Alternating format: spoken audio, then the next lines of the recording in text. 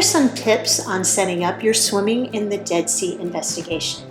You're going to have your 3 different solutions, 30%, 3%, and distilled water.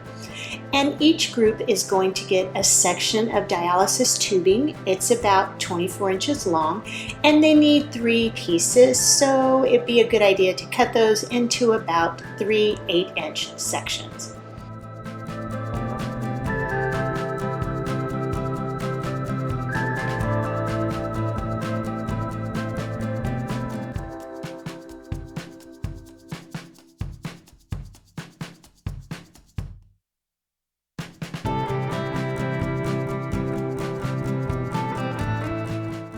All right, to work with the tubing, you're going to need to soak it in distilled water.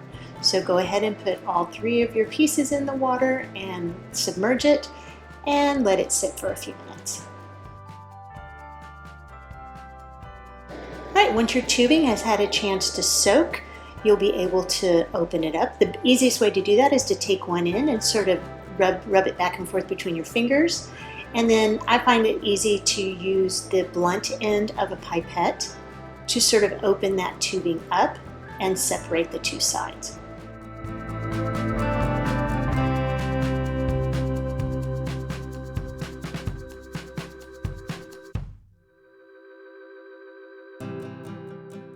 Once you've worked one end open, you're going to need to go to the other end and tie a knot.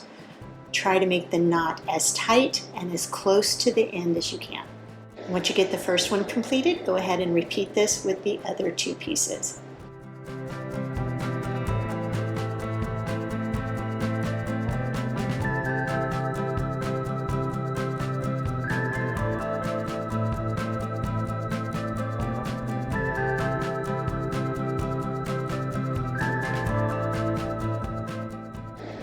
There are multiple ways to set up this investigation.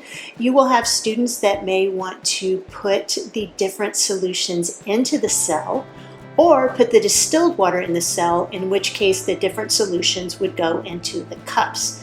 Whichever way they choose to do it would work just fine.